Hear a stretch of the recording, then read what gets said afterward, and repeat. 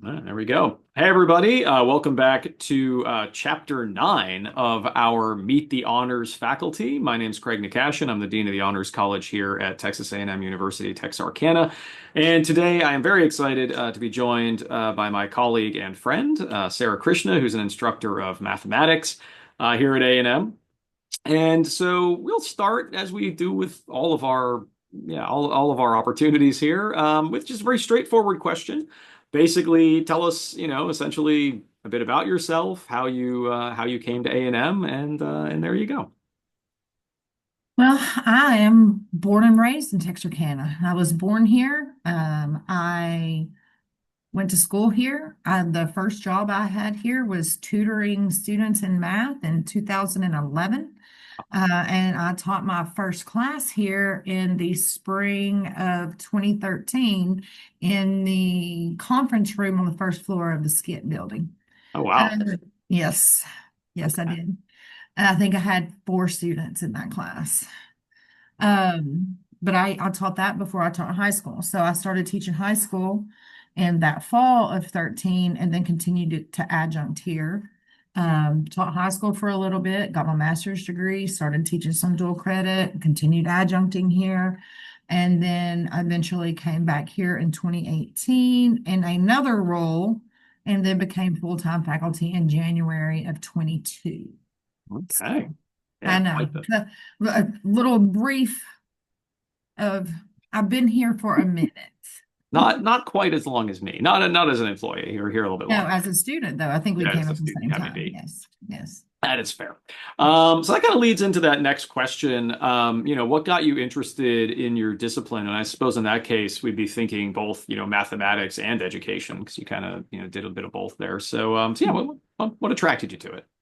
Well, I knew I wanted to teach. I knew that. I don't know. Some people just, I did. I knew I wanted to teach. I didn't know what I wanted to teach. I originally thought I was going to do political science. And then it was actually research for a class that had me researching disciplines. And I real part of that led me to math. I was good at math and I could get paid well to do math. And that's the short truth. But it's the truth. I had done a little bit of research, and a lot of the political science guys that taught high school were coaches. And I was like, I have no athletic ability. I should probably not coach anybody in a sport. Yeah, And so I went and I was like, well, I'll do math. And that's where I landed. that's a very rational reason I, to do math. hence the math. There you go. Is there a particular like I know very little about math, I must confess, beyond the basics. Is there a particular type of math that you especially enjoy or teaching I or enjoy learning about? algebra, pre-cal, and trig the most. Like they're algebra probably more than any of it, especially the further you get in it. And you can have equations and it's all piece by piece by Yeah. piece, and the way that things fall in line. Like I just really it feels rewarding whenever you go from something like this to like there it is in a nice little equation A bit of with a a dopamine solution. hit of success right there. Yeah, Yes. that's good. And those are your favorite ones to teach as well. Yes. Yeah. Yes. All right. So what attracted you to joining us in the honors college? What made you want to be part of the honors faculty? Well, I like that. I like what you're doing. The first of all, that's not. We've had, I guess, and you know more than I do. Obviously, we've had a honors program for quite some time, but now we actually have this college, honors college, and so um, I was very interested in doing that. I teach all levels of students because I teach a lot of developmental courses, and I feel like and I teach a lot of middle of the road students. And so having the opportunity to teach some of these students that are coming in as honors, I feel like it's going to help me be a better teacher, to be honest. Like it's going to help me see what their needs are, meet their needs, and then I can take that to other classrooms as well, like not just keeping that in the honors. classes. As you can tell, I forgot to turn off my notifications. Apologies. So you might hear some dinging of my Outlook. Yeah, I think that makes a lot of sense. The sort of stuff that we're able to do in honors classes, you can apply outside of honors education. That's one of the great advantages of honors, I think. And I do often have students and sometimes faculty ask, so like, are honors classes, just harder? Because I think the image that a lot of certainly freshmen and other, new students have of honors is something like AP or dual credit, where it's like this topic, but more, that sort of thing. And it can be that. But do you tend to see a different approach? Is there a different value to teaching an honors class rather than just making it harder? Well, yeah, to me, no, it's not just making it harder. Yeah. It teaching, no matter what classroom you're in, you're meeting students where they are. So depending on where the students come in, depends on my role. How much scaffolding? Do I need more? Do I need less? Do they need to have a little more discovery and try to figure something out on their own as Right. a as opposed to just feeding it to them? And sometimes it is. Sometimes it's best to just feed it to them and then let them digest it. But sometimes and I anticipate this with the honor students, is to let them have a little more discovery Hmm. and let them come to some conclusions before I just say, okay, look, this is how it is and this is why. Yeah. And it gives them I like that discovery piece. Well, that sort of leads us into the next question nicely, which is, yeah, what do you want students to get out of their honors experience, either in your class or in general? What would you tell them? For me, it's going to be critical thinking. That's what I do. That's what algebra teaches you. It teaches you how to think logically. And so it's going to be those critical thinking skills that the intention is for Yeah. students to be able to take that skill and apply it to any other element, not even just in talking about college, but life and work and, all of it. And when you can think critically, that's a huge value, and no matter what you're doing, Okay. work, home, Life. school, Yeah. yeah, life. Life. Yeah. Yes. Makes Yeah. sense. Yes. So, getting them to kind of, yeah, understand how to think, Hmm. beyond just what to think. That makes sense. Yes. Is there something else about honors education that you think can support that, or any other kind of aspects to it as well? I mean, I think that's plenty. Well, and then this is going to go with the last question also, Okay. but I like the idea of a project. Okay. That's not something that I have typically done in my classes.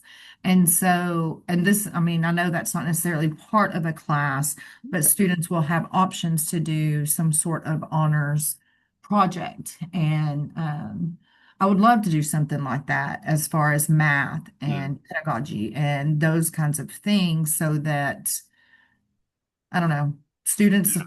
steered in that direction. I think that's very different than just going home, completing homework and taking an exam. Like that, the project shows a lot more critical thinking and Yeah. higher order thinking and those kinds of things. So, Yeah, I think that makes a lot of sense. And as you point out in our honors curriculum, they are encouraged to do honors projects either in a class of their choosing or in an honors class or in a again outside of one. And I think back to you mentioned pedagogy. I think back to I used to work with honors students in my classes on making classroom simulations for students to play. So like in a medieval history class, it might be where you're all knights and dukes and stuff and you're competing, or Rome or whatever. And that was a lot of fun for them, especially both for undergraduates, but also for high school students. You could kind of apply to that classroom. And so yeah, giving them that agency over being able to kind of craft what they want their experience to be, and helping them figure out what that is. Yeah, that makes a lot of sense. And it does dovetail with the last question, which is there anything you wish you knew as a student? Like, what would you tell slightly younger Sarah? um, be proactive in your education. Don't rely on other people to and don't point blame that I ended up in the wrong class or I did this, that, or the other. And whenever you're proactive and you take some initiative there, it can help you in the long run. Hmm. Um, oh, and in many different ways.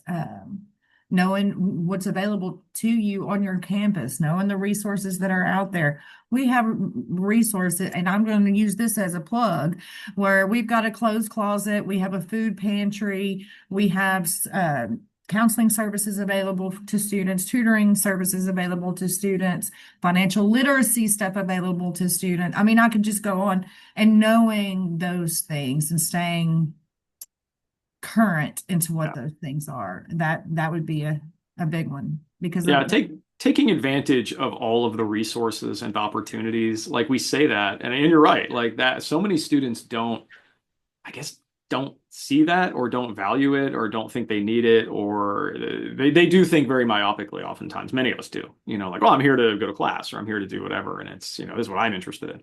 But yeah, I think that makes sense. but Being more proactive. and I don't mean like because we know we send these emails out to Yeah. students, we know that the information is out there, but as a student, actually being proactive in your education and making sure you know what you have access to, Yeah. not just relying on somebody else to do that for you. Yeah, I think that makes a lot of sense. I mean, I try to get them to understand that this is kind of a gift that they have, that they're able to be here and they're able to do this, and I really want them to take advantage of it. Uh, 2 or 3, 4 years seems really long when you're 18, 19, and I'm like, okay. It goes by Uh, fast. not to be, 4 Yorkshiremen as it were, oh, back in my day, but I get that, and it's, it's an age-old kind of complaint. All right, very cool. Is there anything else you want to share with the thousands, millions of potential viewers that I guess technically these videos could eventually reach? I mean, I do love this place. I love this place. This is my alma mater, and this is my community that we are educating, and I stand behind it and love it dearly. Okay. All right. Well, And that's so, probably soar eagles. soar eagles. There it is. Yes, Amen. And soar you eagles. are amongst those eagles that have soared. I am. I was gonna say Sorn, but that's not a real word. So yes, you have soared. So well done. Thank And so yes, thank you, Sarah, for joining us. And I will go ahead and get this edited and uploaded. Probably dropping December 1st, I believe, is when this one you. is Oh, slated. I cannot wait. I know That'll it's be just in time for, spring enrollment. holiday season. I think is when this will appear. But all right, well, thank you very much. I appreciate it. Thank you.